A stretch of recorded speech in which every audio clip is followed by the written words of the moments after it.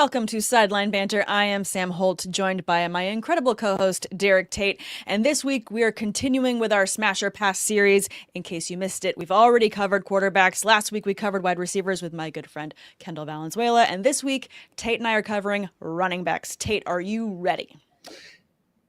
Hell yeah. I was going to come up with something really quick and witty to say, but no, I'm always ready to talk some running backs, particularly this time of the year, Sam. Absolutely. I mean, running back position is the one that I think, depending on your draft strategy, we're going to go back and forth with several players that you're going to be torn between. And the reason I picked a lot of these is because I want us to unpack that for everyone and just make sure that we're giving people the right tools they need in order to decide between these players when they're in their draft. Well, I'm still a firm believer, and I'm archaic, Sam. Like you can't teach an old dog new tricks. Running back, new tricks from 1998 till present. So really, always and forever. Yeah, I mean they're gonna put it on my tombstone one day. I mean, I guess people don't have I just watched Tombstone, by the way. I'm your Huckleberry. Come on. Please tell me you know that Western. Again, a 90s movie. It didn't take long. It's been a minute, but solid poll. Anyone tuning in, if you guys have questions, whether it be running backs or not, please throw them in the chat, and Tate and I will try and get to them as we see them come up. We know that plenty of you have drafts coming up this weekend, as it is peak draft season. Maybe you're in a slow draft right now, too, and you're going back and forth. So let us know in the comments if you have any questions about your picks. Without further ado, let's play Smash or Pass. I am really in love with this game, honestly. So I'm excited. I'm still a little skeptical on the name. I'm still a little skeptical on the name, but I'll play. It's Smash or Pass on draft pick. I know. That's the only thing. Smash. Stop being silly, Mr. Derek Tate. I know. You're making it weird. I'm not making it weird. Anyway. Thank you for calling me out. You're welcome. All right. First one, back and forth. We've got two tier 2 running backs. We've got Bucky, Irving, and Chase Brown. Again, both top end tier 2, both with teams that could struggle at the line. And I want to go back and forth between them. All of the stats and projections that I am pulling and stats from last year have been compiled at fantasylife.com. If you haven't subscribed to the newsletter, please do. And if you're looking to get a subscription, you can use my code HOLT20 to get 20% off your subscription to fantasylife.com. You can pick from any of the tiers, and that 20% off will apply. So make sure that you go ahead and use that. It is an amazing tool. Again, fantasylife.com. Okay, that's bills paid. And getting back to Bucky Irving and Chase Brown. Bucky Irving is the consensus running back 8, while Chase Brown is consensus running back 9. So again, they're going to be back and forth on a lot of things between the two of them. But when I pull them into the comparison tool that Dwayne McFarland has masterminded over there for us, Bucky Irving is coming at a utilization score of 62, while Chase Brown is at a score of 80. Significant difference there, despite the fact that their ADPs and their rankings are so close. In terms of their PPR scoring, Chase is sitting at 15.9, while Irving is at 14.2. We can go back and forth on some of them. Some of the interesting stats that I like, though, are the long down distance snaps. Irving is at 13%. Meanwhile, Chase Brown is at 35%. So big jumps there. And another one that's a big gap is between Irving and Chase, at Irving having 24% on 2-minute snaps, while Brown has 55% on 2-minute snap drives. So bigger difference here. Again, we know that the Bengals struggled at offensive line last year. They had to get the ball out quickly, and that is a probably big reason why you see a lot of the split between some of these stats. And I feel like they're going to have a lot of the same this year, which is why Chase Brown is rising so much, despite the fact that he's sitting at RB 9 to Irving's 8. Now, you are steadfast and tried and true Bucs fan, so I feel like you're going to be smashing on Irving here, but you tell me where you're leaning between these two. I'm actually not. And trust me, I was very surprised Not a homer pick. At where I'm going in this direction. I just look at it from, we're having two similar offenses, right, Sam? We both think that these are probably going to be top 10 scoring units. Yeah. The Bengals defense, I have more concerns about than the Tampa Bay Buccaneers. You mentioned the usage, right? That's another thing that I think plays a factor here is who's going to steal any significant amount of work away from Chase Brown that we can confidently say he's going to split this backfield with, as opposed to Bucky Irving, who I know Rachaad White picked up a groin injury, but Sean Tucker looked great. I mean, he had 50 yards rushing in the preseason debut. 53 of those yards were after contact, Sam. So do the math there. I like after contact. Yeah, Sean Tucker is not a bad football player, and he even flashed big time in that Saints game when, oddly enough, Rachaad White was not available, and it was him and Bucky just absolutely shredding that Saints defense for over 200 yards rushing. So I just feel that there's more competition in similar offenses. I feel more confidence in Chase Brown's workload on a week-to-week basis, even though I like the offensive line probably a little bit more for the Tampa Bay Buccaneers. Tristan Wirfs' injury does make me a little bit nervous, but long-term, I think he'll be fine, play more than 10 games this season if he gets back fully healthy. But I'm going to go with the volume in similar high-scoring offenses with Chase Brown. That's kind of surprising to me. Again, I mean, I do appreciate that you can set aside your Bucs bias and, read the tea leaves, if you will, between what's actually going to be good week in and week out. I feel like I do a good job of that too. I know I got a sign right there that says my Steelers are right there, but I do feel like I try and set my biases aside. Well, it's easier with the Steelers because we probably don't get to any of their running backs until like the 8th round. We don't have time for that right now. We're going to get to them later. I'm sure we will. There's plenty of running back talk about the Steelers. So let's go ahead and just play smash or pass between these two. I feel like we're going to both hit smash on the same one. Yep. Smash or pass on Brown, Irving. Between the two, right there at ADP. I'm smashing on Chase Brown. I'm going Chase. Smashing Chase. Smashing. I'm going to have to get used to this. Keep moving. Next one. Moving along. All right. This one is the one that you threw in the chat. So I kind of want you to pitch this one to me. Yeah, this one, I feel like we've got ceiling versus floor here. And it's going to be Devon Achane, Miami Dolphins running back. Was crazy per touch efficiency, super explosive, that Mike McDaniel offense. And we saw what we saw in 2023. He looked like a league winner when he was healthy.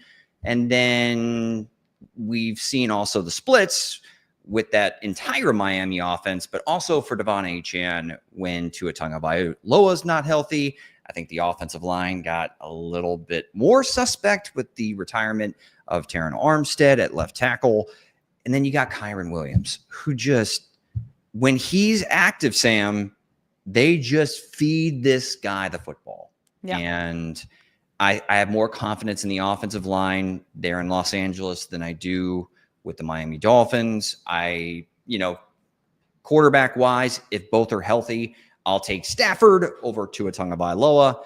And I just think that Achane also has his own durability concerns that we've seen over both of his seasons. Whereas, with Kyren Williams, he was healthy last year, but, I dealt with that ankle injury, I believe it was back in 2023. But the volume has been there whenever Williams has been on the field. I just feel more confident, and there's not quite the widest range of outcomes when it comes to Kyren Williams as opposed to Devon Achane, who could be a league winner. And if I guess that's what you're looking for in round number 2, go ahead. I just think that Kyren Williams is proven that he's going to get that volume in a, productive Los Angeles Rams offense. I hear you. I get it. I'm going back and forth again between the tools, between projection tools over on fantasylife.com. Again, I'm shameless. And the utilization report. Looking between the two, when you look at the utilization comparison tool, Kyren Williams is edging out Achane 84 to 83. They're right there. So in terms of how you're splitting them up, it really just depends. And I think this is another really good argument for if you have any additional points scoring situations in your league. I'll get obviously PPR. I feel like there is a slight edge to Achane, and I'll get to that why in a second.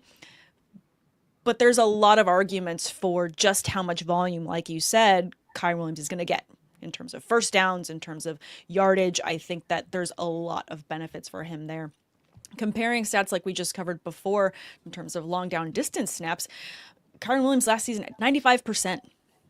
That's insane. Insanely huge. Achane had 51. Like, huge gap right there. But then it comes back together in terms of the passing game. Routes run, the difference is 3% between the two, with 64% to Kyren Williams and 61 to Achane. And then when you go to snaps, yes, there's more for Williams. Again, he is the bell cow back there, so he's going to get a lot of that. Last year also, you had Johnny Smith taking so many of the targets. He's not there anymore. And depending on how healthy Tyreek Hill can stay going into the season, there's so many injury issues. So I feel like there's still a lot of targets there left for Achane. So when you go over to projections, going into this season, Achane is projected a little bit higher on all of your reception categories compared to Williams. So I feel like depending on your format, you might want to prefer Achane here just because of that immense amount of volume he's going to get targets-wise. Again, rushing yards, Williams is your winner here. He's projected at 1,101 rushing yards, while Achane is projected at just over 900. It's real close. I get it. I totally hear you. And the pass catching floor in PPR formats in particular does make Achane so tempting. Yeah. But again, you're banking on multiple things. You're banking on, the Miami offensive line not being terrible. You're banking on Tua Tagovailoa staying healthy. And also Achane has to stay healthy. And they did just draft a running back too that is massive, and Ollie Gordon, who I loved in college. Sure.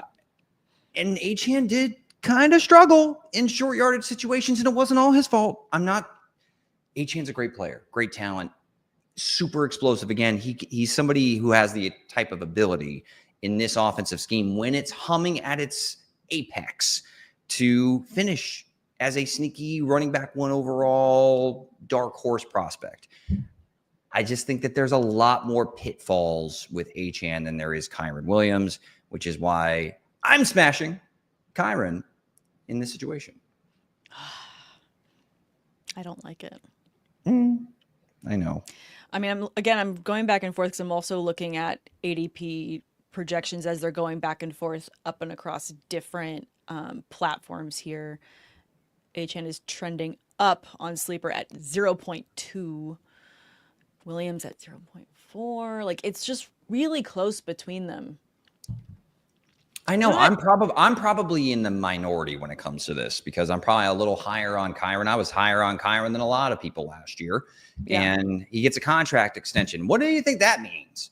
Does that speak to a guy that is going to see far less work or lose work to Corum or Jarquez Hunter? I don't think so. Again, Achane's super exciting, and I get it. The upside is certainly there, and I think his upside is higher than Kyren. So if that's what you value, and if you believe Tua is going to stay healthy enough all season to where Achane can catch 70, 80 passes in this offense, then I get it. But you need a lot of things to fall right. You do. Okay, I'm going to give a political answer then. In PPR format, smash Achane. And in standard, smash on Kyren Williams. That's cheating, but okay. It is cheating, but I'm going to do it anyways. It's our show. I can do what I want. What do you got next, though? It's essentially I just said smash to both, but whatever. It's fine. I know. That's why I said it was cheating, but it is your show. It just depends on the format, so it's fine. All right, next one. We've got 2 veterans. Smash or pass. Jonathan Taylor, Alvin Kamara, both tier 3 running backs, top end tier 3 running backs. Jonathan Taylor is sitting at consensus running back 12, while Kamara is sitting consensus running back 14. Lots of back and forth between these two, but a consistent we're going to find here is the utilization score for Alvin Kamara is insanely high because the Saints are struggling. But Kamara is consistent in that he's there when healthy and he's available. And he can do everything. So his utilization score is an astonishing 93 to Taylor's 84. Not shocking there. And then when you split up everything else in terms of where you're seeing the volume, big amount of volume is going to go to him again in the 2-minute snaps at 83% to Taylor's 53. There's going to be a lot of back and forth ping-ponging around these numbers. In terms of targets per route run, again, Kamara wins here 28% to 11%. This is all based off of last season, of course. But rush attempts, Taylor is a little bit higher at 77% to 62. I think it just depends. I don't want to have another cop out moment on Are you gonna do the format same that- thing? No, Are I'm you not gonna- going to do the same thing. I just think that depending on where you're taking them, I like Kamara at value because he's falling in drafts. So you can get him later. And I like, in terms of building, like if I'm going hero RB and then I go back to back on wide receiver, I feel like I can end up with Kamara at a decent value as my running back 2. I'm not leaning on my RB1. But if I can have that high floor from Kamara as my RB2 and stack up my receivers and flex positions with other elite receivers, I'm not mad about it. Well, so nice of you to say, hey, I'll just, depending on format, I'll take them both. No, I'm saying Kamara. I'm not going to say around. No, the price on Kamara is more enticing to me than Jonathan Taylor. And on a fantasy points per game basis in PPR formats, Kamara was running back 5 last year. 19 points per game. Jonathan Taylor, it's hard to really gauge because I feel like he's kind of like the Kyler Murray of running backs. Some weeks he's just not going to have it because that offense simply can't get it going. Exactly, because of the issues under center, which I don't know, and I can't confidently say it's going to get any better this upcoming season. And they had some changes up front too. Yeah. But Jonathan Taylor is Jonathan Taylor, and he does have a legit running back 1 fantasy finish on his resume in the NFL. I will go with Kamara at price. Yeah. I will go with Kamara at price just because I think that offensive line actually is going to be one of the strengths of the football team. There's a part of me that like worries a little bit about age here when it comes to Kamara, but the fact that he's probably going to be once again a just gobble up underneath check down receptions for a rookie quarterback in particular, or whoever's under center, or Spencer Rattler or whoever, whatever uninspiring option they have there in New Orleans at quarterback, Kamara is probably going to have that reliable floor as opposed to you're going to get those spike weeks with Jonathan Taylor. Yeah. In terms of projections, I feel like I already called it as I was laying out the argument, but I'm going to smash on Kamara here. Again, at value, where you're getting him in your drafts, it's just too good to pass up. His projections also have him in PPR formats higher than Jonathan Taylor, and you love that in terms of receptions. He's projected at 65 receptions, 83.5 targets. Meanwhile, Taylor is projected at 32 targets to 23 receptions. So it's just so much lower. Almost all of my leagues, actually, strike through, all of my leagues are half point PPR or full point PPR at a very bare minimum. So I'm just going to say immediate smash on Kamara. The value that you're going to get for the usage is too good. Before we go into the next one, I just got a question in the chat. I want to throw that up there because Andrea is amazing. She wants to know, this is a keep question, keep 1. Gibbs. We've got Gibbs at 1, 12 Neighbors round 3, Bowers round 7 PPR. So round 1 Gibbs, Neighbors round 3, and then so he's Gibbs is the 12th pick in the first, and then Neighbors round 3, Bowers 7 PPR. Keep 1. Yeah, Bowers without hesitation. Smash. The Brock says you, and then throw the sorry. No, Brock Bowers, though. I mean, tight end 1 in round 7 of a PPR format. That's insane value. I mean, I'm tempted to say Neighbors in the 3rd, but at the same time, again, the tier drop off is huge. And I think that the volume you're going to get with Bowers there is just really, really good. I mean, with Neighbors and Russ We Trust, or Asterisk. Jackson Dart. Yeah, I think that the consistency and the high floor I love for Bowers too much. At the price. It's just price. Yeah. Price. Hope that helps, Andrea. Thanks for throwing that in the chat. And then we locked that up. We're both smashing on Alvin Kamara. Not really a shocker there. Want to take care of a little bit more business because Women of Fantasy Football gives us an amazing platform here, and we are doing an awesome raffle. So want to make sure that you guys all have the opportunity to go ahead and sign up. Every August, Women of Fantasy Football raffles off a series of jerseys to raise money for our scholarship fund with Galvanize, an organization founded by NFL sideline reporter Laura Oakman to provide women in sports media the tools to be successful. Live on the website now, we're raffling off a signed Nico Collins jersey. Tickets are $5 a piece. The raffle ends 8/27. Winners will be announced on 8/28. Coming up here, go to womenoffantasyfootball.com or just hit the direct link in the description of this podcast to get your tickets today and help out a great organization as they shape the voices of the next generation of sports media. Thank you, guys. Do you have any pull with who actually wins the competition, Sam? Because that's not how this works, but I want you to enter. Sorry, I need something to replace my Devin White signed helmet, which isn't worth quite as much as I'd hoped for at this point. Well, yeah, Nico Collins will definitely be worth more. And signed, it's amazing. It's a great cause. $5. Go. Sign up. womenoffantasyfootball.com, Tate. Do it tonight. Do it. Do it. All right, next one. This is another one of yours, so I want you to pitch this one to me. We've got some tier 3 running backs to decide between. That we do. So right now, the ADP's pretty similar for Breece Hall and Omarion Hampton. I think Hall's generally going round 3, and then Hampton kind of like in that early round 4 type range. Yeah. So I have concerns about Breece Hall. And I don't like admitting it because I think he's a very good football player. But Braylon Allen and Isaiah Davis, I think that where there's a little bit of smoke, that there's probably some fire when it comes to this potentially being a committee.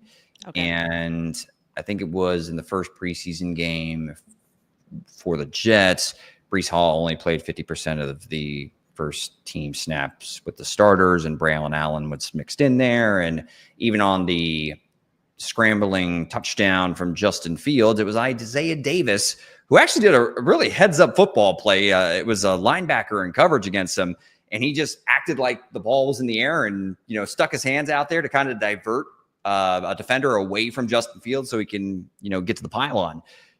The point of the matter is, if this is really going to be some form of a 3-headed committee, then the 3rd round for Breece Hall feels way too high.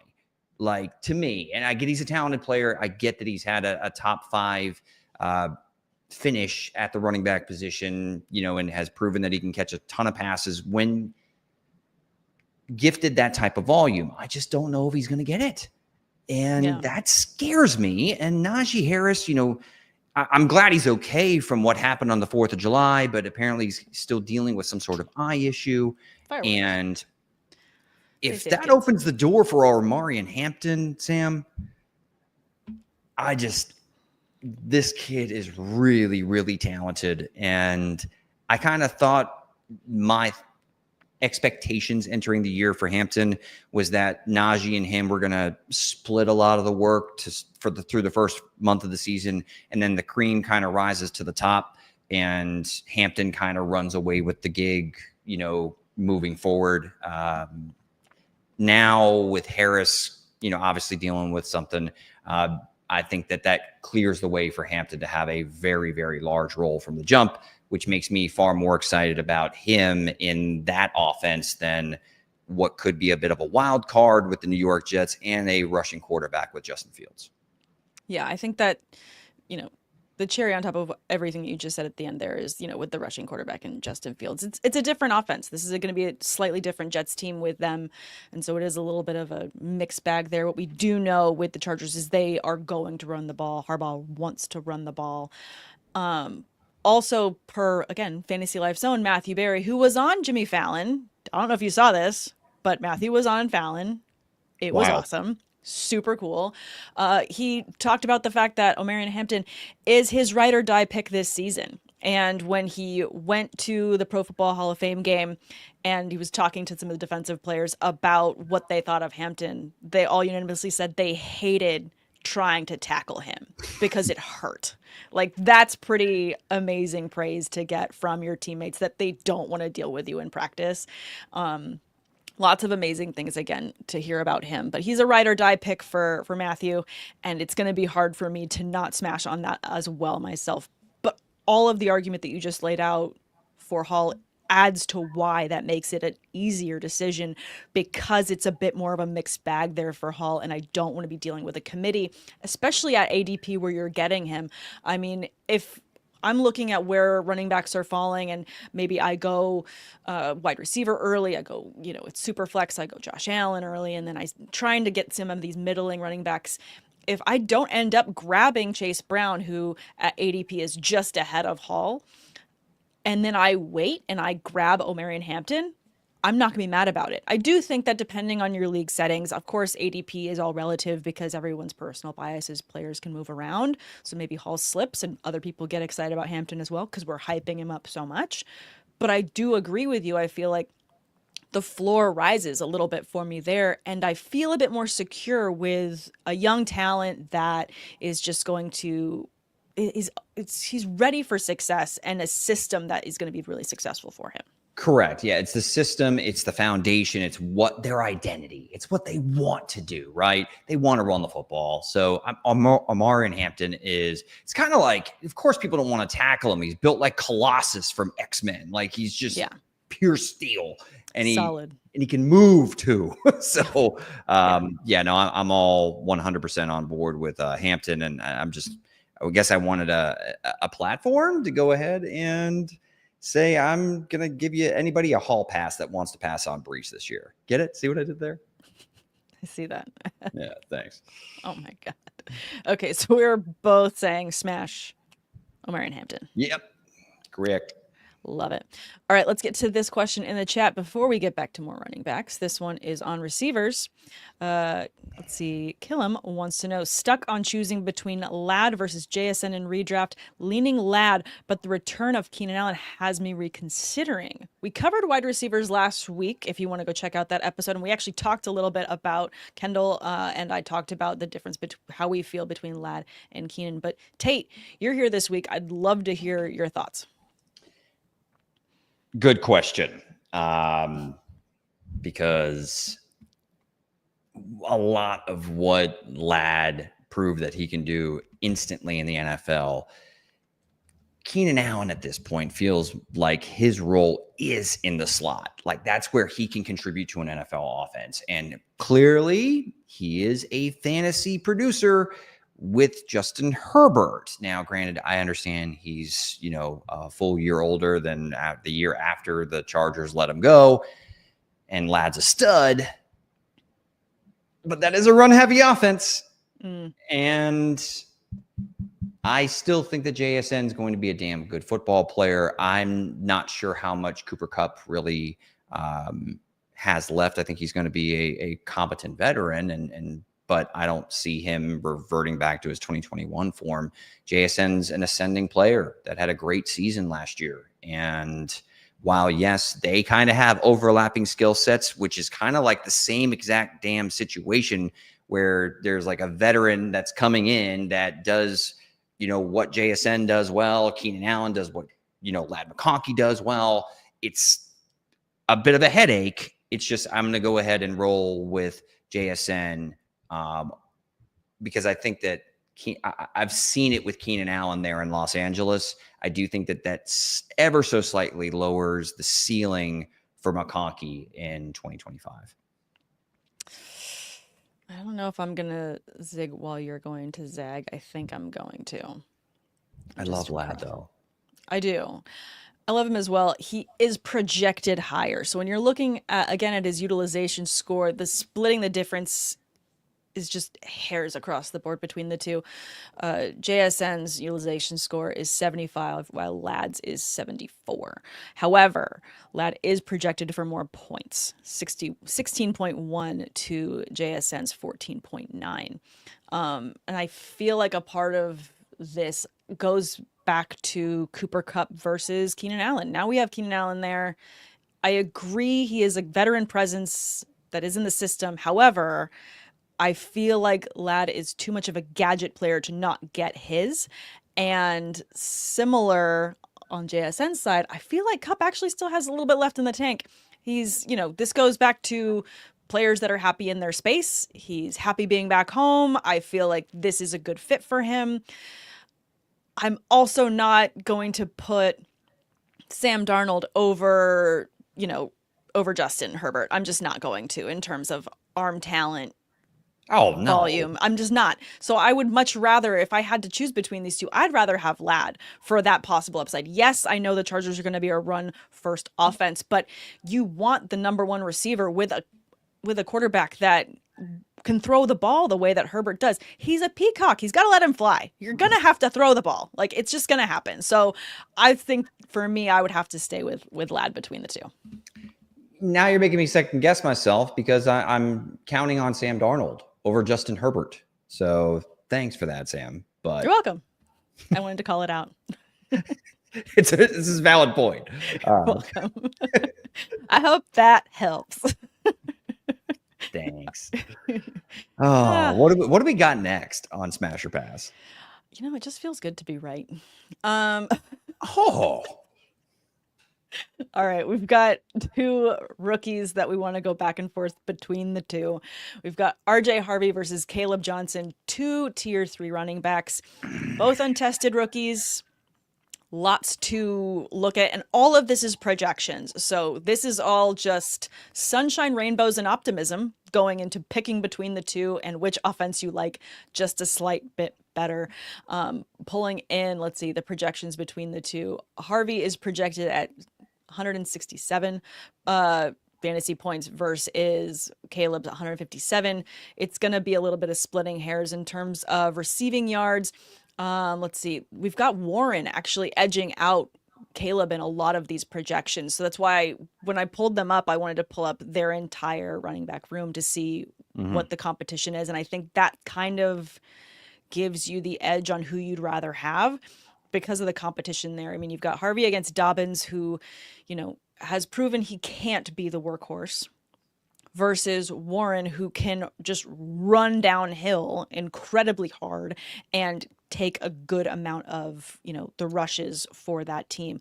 I'm really excited and optimistic to have Johnson because he is so athletic, but with where you're getting them, Kaleb's rising. You can get Warren later, and then I can get Harvey. I'm trying to be unbiased, but I feel like I kind of am leaning Harvey here. So you're going to smash Kaleb here? No, I said I'm leaning Harvey. Oh, yeah. Well, I think it's smash Harvey all day.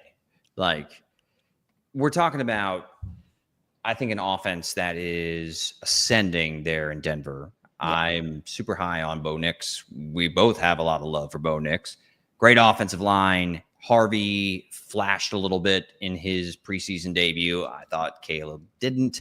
Now, it's one preseason game. I'm not going to, overreact, but that's what we do. We have to react. And Harvey is, I think, going to be a great cog in this Sean Payton scheme. And J.K. Dobbins is not exactly you already kind of touched on it, not exactly the model for staying on the football field health-wise throughout his NFL career. And that, I don't wish injuries upon anybody, but he has a history of getting dinged up. Warren had, kind of his, what I kind of feel like his first injury-riddled season. And I just kind of feel like there's also a possibility that Aaron Rodgers is going to prefer the veteran who is a bit of a dog as a pass protector and also as a weapon in the passing game, and Jaylen Warren. I think Kaleb Johnson's going to have a role, but I just see RJ Harvey being, having the higher upside from a PPR lens, and is the more explosive player playing behind a better offensive line and an offense that I expect to be more productive. Yeah. Again, I think you kind of hit it in terms of an ascending offense. And I feel like that is the Denver Broncos going to this season. This comment here from James: Denver with a top 3 O-line, top 2 defense. RJ should be active, get his touches. Yeah, I kind of agree. Again, I feel like I could go back and forth in terms of projected talents, but I think that, again, in terms of floor and immediate usage, I'm going to have to say smash on RJ Harvey. Pass on Kaleb Johnson. And I'm sorry, just shh. We're passing on our teams. We are. We're terrible fans. Or we're just really, dialed in fantasy managers that care about wins. Well, that and, take integrity. Yeah. I didn't say Tate there. I could have, but you totally could have. I know. I'm so proud of you. It's like you're growing. Thanks. I got one for you. I'll try to be a little bit quick. Okay. Brian Robinson Jr. or Tony Pollard. Oof. I'm just going to throw it at you.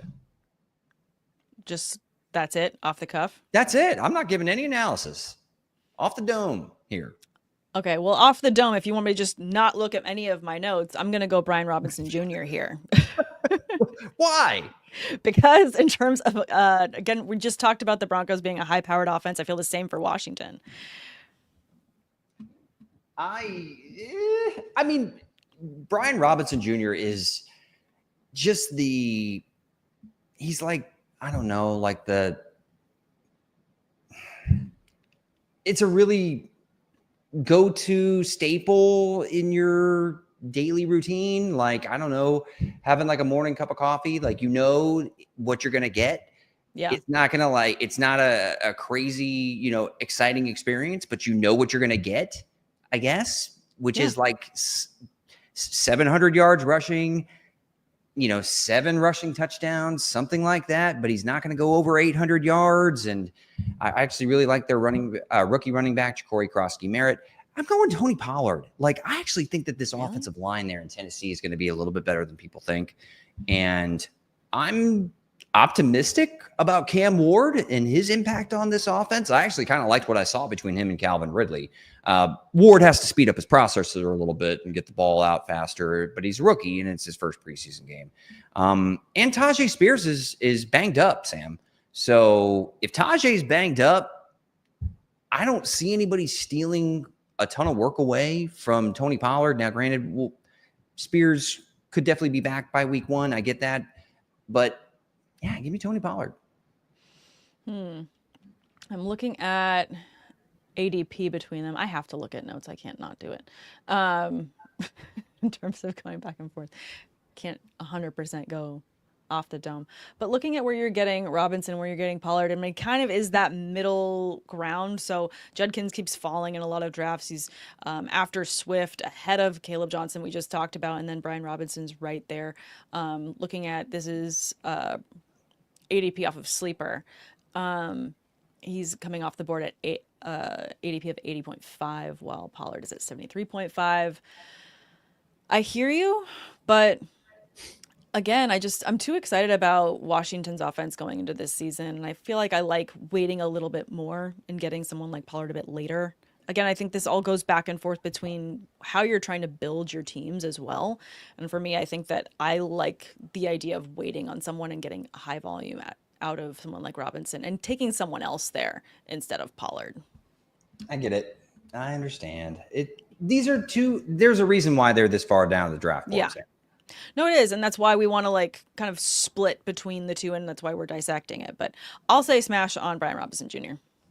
And pass on Tony Pollard. I'm with you, Tony. All right. Splitting the difference. All right. We've got a trade question from DeAndre Swift season. In the chat said, can I please post this? And I was like, absolutely, please post. 12-team, full PPR, 3 flex. T-Law, McCaffrey, Hampton, Drake, London, Tet, McMillan, Kraft, Jamo, Olave, Downs. Got sent just Jefferson for McCaffrey. Interesting.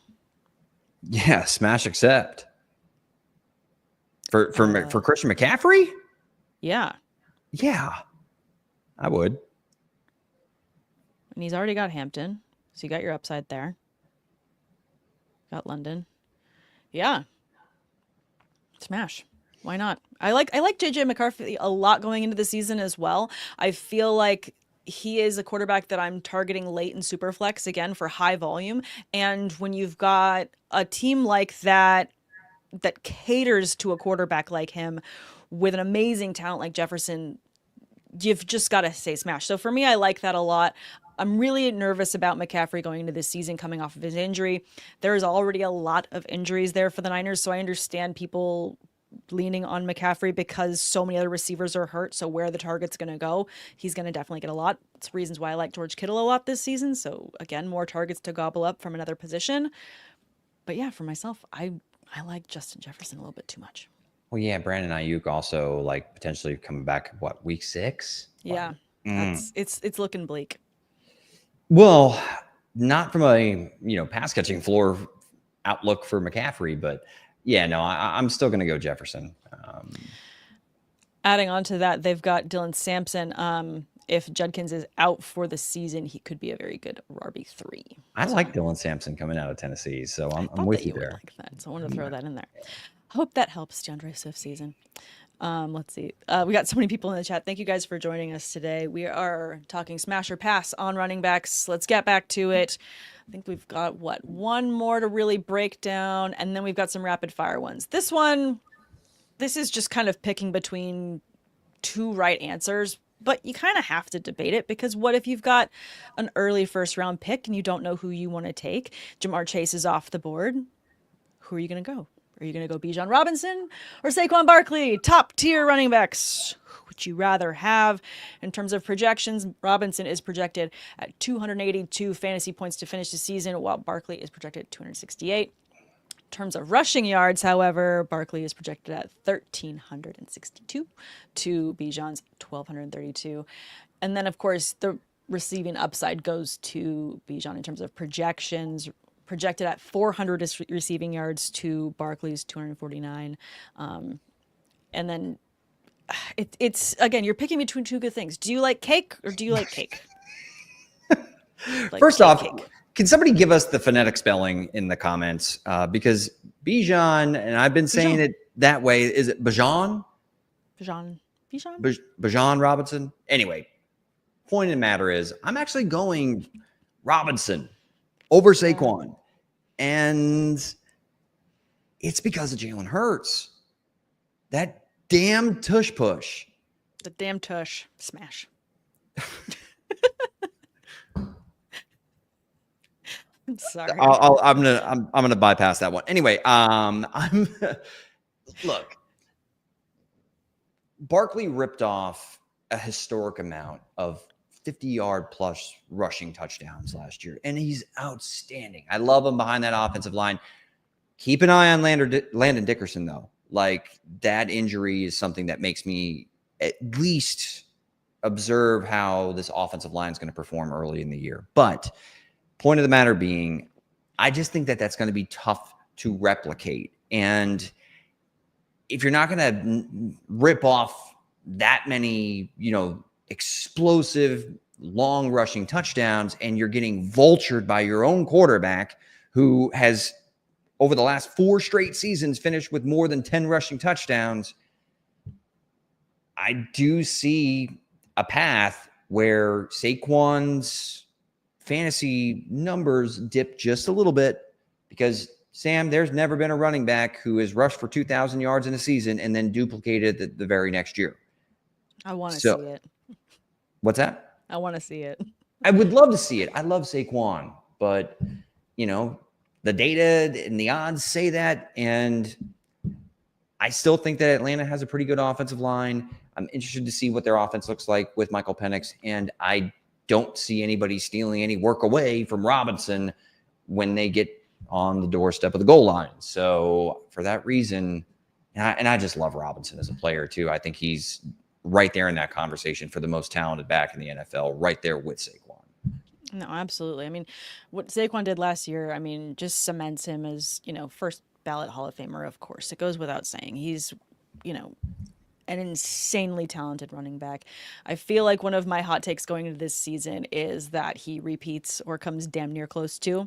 That being said, if I have to pick between the two in a draft, I'm just loving Bijan just a little bit more. I got to meet him at Media Week for the Super Bowl this past year. And I just went up to him and was like, really quick, you're on my dynasty team. And I just want to say, I appreciate you so much. He's like, that's what's up. And I was like, yes. So when you get to take a picture with your RB1 and he's on your dynasty team, I can't let him go. So it's a little bit of personal bias here, but I feel like that's not a bad thing when you compare him.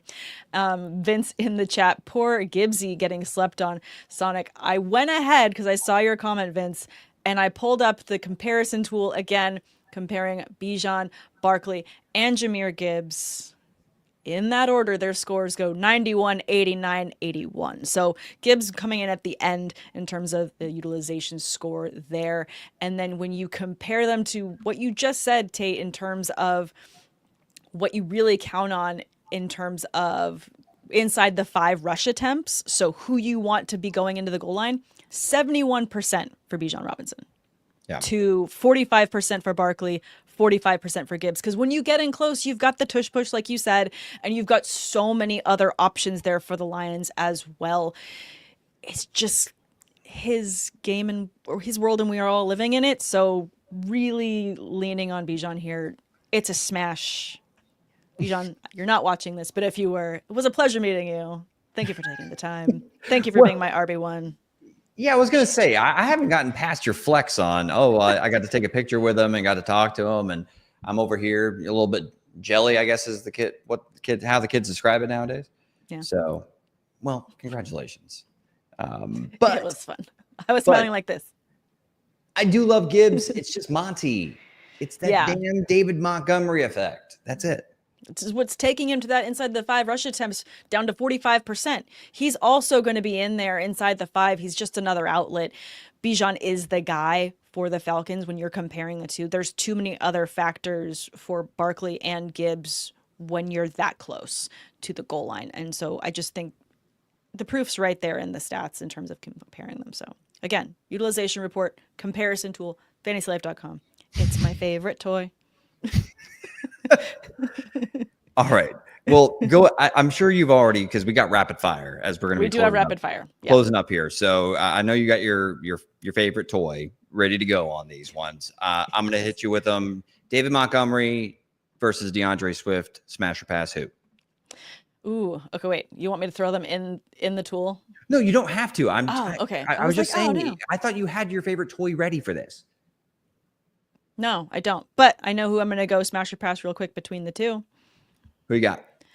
We just talked about Montgomery, and I'm going to take him. I think at ADP, he's just going to be too much of a touchdown monster for myself. I'm not sure how I feel about Swift going into this season with the Bears. I'm just edging myself to Lions side here. Going to go with Montgomery. I think that offensive line got a lot better there in Chicago, Sam. I'm going to go Swifty. Okay, we can split the difference. 'Tis fine. All right, smash or pass. Really quick, Isaiah Pacheco, Aaron Jones. We've got both injury prone, both slightly older. Which would you rather? Aaron Jones, and I will take no Aaron Jones slander when it comes to calling him injury prone. Come on, Sam. He's just a little older. He played 17 games last year. Okay, well, I get it. He's just getting on the older side. There's just, we don't know what it's going to look like. Played 11 the year before. I get it. I understand. Yeah, exactly. You're welcome. Jones. But also smash Jones. Same, smashing at Jones. Let's go to this next one. We've got two teammates, Tyrone Tracy, Cam Scatabo, RB30 versus RB37. It's very different ADP between the two. Smash or pass? It shouldn't be that different. Tyrone Tracy, all day, every day. Smash my boy that was my sleeper. I'm more biased about him than I am my Tampa Bay Buccaneers running back in Bucky Irving. This guy's near and dear to my heart. Purdue Boilermaker, Tyrone Tracy.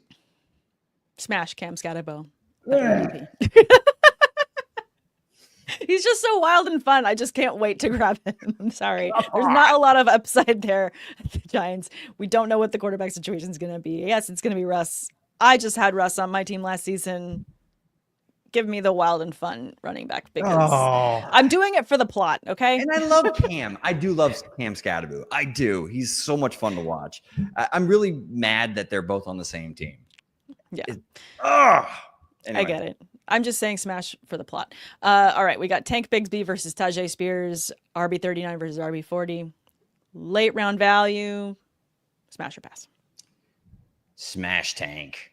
Smash Tank. Yeah, I'm a little worried about Travis Etienne. And your boy Tootin actually scored a rushing touchdown in his preseason debut. The Hokie. So yeah, I'm still gonna go with Tank Bigsby. Vince saying pass on both, please. Yeah. All right, we got not nice. another smasher pass. Braylon Allen versus Trey Benson. We've got RB's 54 and 51. We're going deep. Well, go ahead, Vince, and insert pass on both. I'm going to go Braylon Allen here, though, because of all the concerns that I already mentioned about Breece Hall. Yeah, I'll go with Braylon Allen for that same reason. All right, we've got a fun one: Travion Henderson versus Kenneth Walker. Spicy one. Give me Travion Henderson. Come on. He looked great, Sam. And I know it's a preseason game, but every time he touched the ball, good things happen. And I think that offensive line may have gotten significantly better than what we saw last year. Will Campbell had a great debut. Garrett Bradbury as well with the New England Patriots. I'm cautiously optimistic about that offensive line. And if I'm optimistic about them, how could you not be excited about what you saw from Henderson in his debut? No, I'm really excited about Travion Henderson as well. So I'm definitely going to say smash on him as well. Just too excited about the volume. He's perfectly fit for that team, the structure, what they're going to put out there. I just love it too much.